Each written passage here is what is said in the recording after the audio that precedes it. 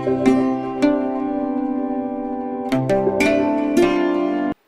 मैं बच्चों को एक सूत्र दे रहा हूं, जो बच्चे नहीं आए हैं उन्हें मेरी ये सीडी सुना देना, प्रवचन सुना देना, यूट्यूब में दिखा देना, आपका क्रोध 2 मिनट में भाग जाएगा। जब मम्मी पापा बहुत क्रोध कर रहे हो ना, तो आजकल एक वो आया है, एक पेन है जिसमें रिकॉर्डिंग हो जाती है ना, वीडियो बन जाती है, आवाज वॉइस रिकॉर्डिंग हो जाती है। जब मम्मी पापा लड़े बेटा, तो पेन में रिकॉर्डिंग कर लिया करो, फिर देखना ये क्रोध में क्या क्या बकते हैं।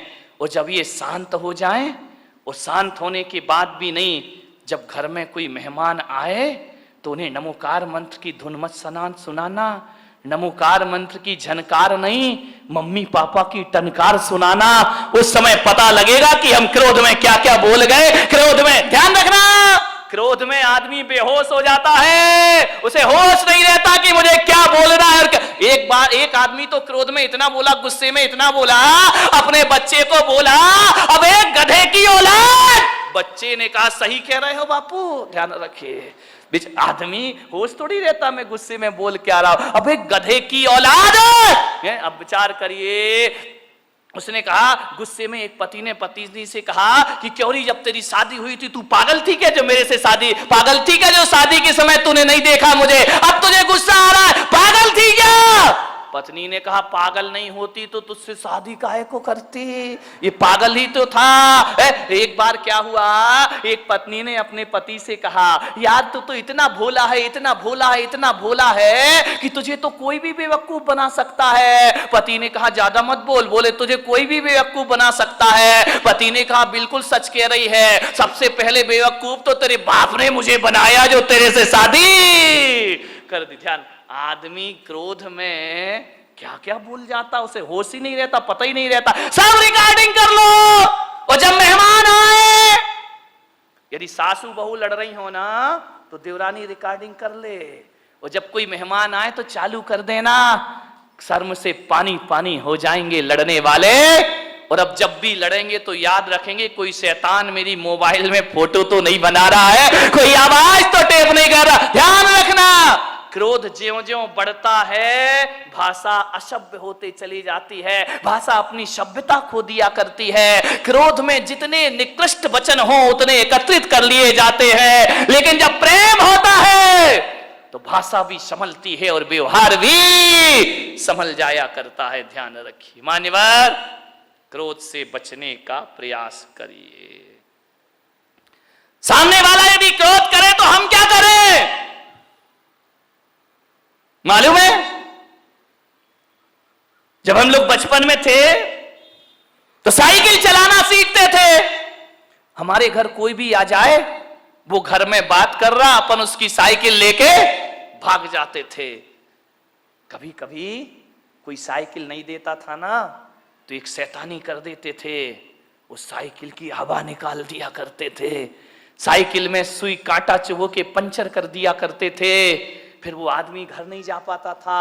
मैं भी आपसे कह रहा हूं, ऐसी शैतानियां तुम लोग मत करना जो हम लोगों ने बचपन में की हैं, लेकिन आपसे कह रहा हूं, इस दिमाग में भी बहुत क्रोध की हवा भरी हुई है। और जब क्रोध की हवा भर जाए और जब क्रोध प्रकट होने लगे, उसे पंचर कर देना थोड़ा सा, क्रोध की हवा निकल जाएगी, क्रोध शांत हो जाएगा। पंचर कर दीजिए दिमाग को। पंचर कैसे करेंगे? ऐसे मत करना कि तुम यहाँ पे कांटा चुभो रहे हो दिमाग में, पंचर नहीं है तो दुर्घटना घट जाएगी। पंचर करने का मतलब इतना ही है कि यदि सामने वाला गुस्सा कर रहा है, क्रोध कर रहा है, तो अपने क्रोध की हवा निकाल दो, अपने क्रोध के टायर ट्यूब को पंचर कर दो। कैसे पंचर कर दो कि भैया जो तू गुस्सा कर रहा है, गालियां दे रहा है, इसका जवाब मैं 5 मिनट बाद दूंगा। ध्यान रखिए, थोड़ा सा धैर्य, 5 मिनट बाद जवाब दूंगा। मैं कहता हूं यदि 5 मिनट बाद जवाब देने का संकल्प ले लिया तो समझना हमारा क्रोध पंचर हो गया, हमारा गुस्सा पंचर हो गया। 5 मिनट बाद आप उस क्रोध का जवाब कभी नहीं दे पाएंगे। ध्यान, आपको लगेगा यार किन बातों पे लड़ रहे थे, किन बातों पर बहस हो रहा था, ये लड़ने जैसी कोई तो बात ही नहीं। क्रोध को पंचर कर दीजिए। एक आदमी को मैं जानता हूं, वो एक चिट्ठी लिख रहा था, ऐसी चिट्ठी, ऐसी चिट्ठी, ऐसी चिट्ठी 4 पेज भर दिए उसने। इतनी गालियां, इतनी गालियां, इतने गंदे शब्द। मैं वहां पहुंच गया, मैंने कहा क्यों भाई क्या कर रहे हो? अरे बोले बोले मेरा दोस्त है ना, अब दुश्मन बन गया है, बहुत मेरे अपमान किया उसने। मैं चिट्ठी लिख रहा हूं, हजारों गालियां उसने चिट्ठी में लिख दी।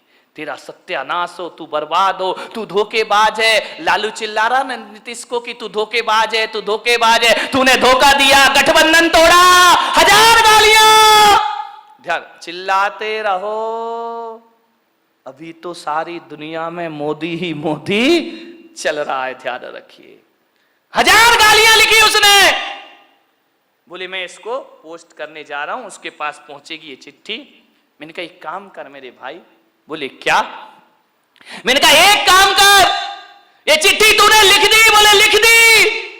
मैंने कहा इसको आज नहीं कल पोस्ट ऑफिस में डालना, लेटर बॉक्स में डालना। बोले नहीं मैं तो आज ही डालूंगा। मैंने कहा नहीं तू कल डालना। तो बोले कि इससे क्या हो जाएगा महाराज, मेरा क्रोध ठंडा हो जाएगा। मैंने कहा बिल्कुल ठंडा हो जाएगा, तू हो या ना हो ये चिट्ठी तू कल डालना।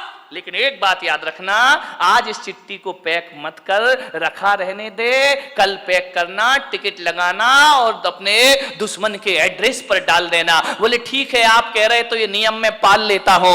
उसने हजारों गालियां लिख करके एक लिफाफे में रख दी। दूसरे दिन जब डालने को गया तो उसने कहा कि यार एक बार पढ़ तो लूं, कोई गाली इसमें कम तो नहीं रह गई है। जैसे ही उसने पढ़ा, उसने देखा यार मैं कितना स्टैंडर्ड का आदमी और इतनी घटिया गालियां लिखा करता हूं, आप विश्वास नहीं करेंगे। जैसे ही उसने चिट्ठी पढ़ी, क्रोध शांत हुआ, चिट्ठी को फाड़ फूड़ कर डस्टबिन में डाल दिया। बोले जवाब देने से कोई मतलब। ध्यान रखना, क्रोध तात्कालिक पागलपन है। जब ये पागलपन पैदा होता है तो एक बात याद रखना, क्रोध तात्कालिक पागलपन की निशानी है। जब आदमी क्रोध में होता है तो पागलों जैसी हरकतें प्रारंभ कर दिया करता है। लेकिन एक बात ध्यान रखना, ऐसा पागलपन है जो जब पागलपन ये दूर होता है ना तो पश्चाताप दे करके जाता है हमारी जिंदगी को। सिवा पश्चाताप के हमारे हाथ कुछ लगता नहीं। क्रोध के तात्कालिक पागलपन को शांत करिए, वरना जिंदगी भर आपको पछताना पड़ेगा। ध्यान रखिए, क्रोध तो छोटी सी का टेम्परेरी चीज है, परमानेंट चीज नहीं है। लेकिन क्रोध में जो भी हम करते हैं वो हमें जिंदगी भर के लिए पश्चाताप दिया करता है। ध्यान रखिए, एक बात याद रखना, क्रोध पे थोड़ा ब्रेक लगाना है तो तात्कालिक उत्तर मत दीजिए, थोड़ा सा इंतजार करिए। क्रोध अपने आप शांत होकर के चला जाएगा। ये क्रोध पैदा क्यों होता है आप बताइए? हर आदमी को क्रोध आता है।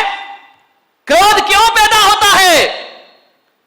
जब अपेक्षा बढ़ जाती है तो क्रोध का जन्म हो जाया करता है। उम्मीदें लगाते हैं हम बहुत ज्यादा, ज्यादा उम्मीद लगाओगे, ज्यादा अपेक्षाएं रखोगे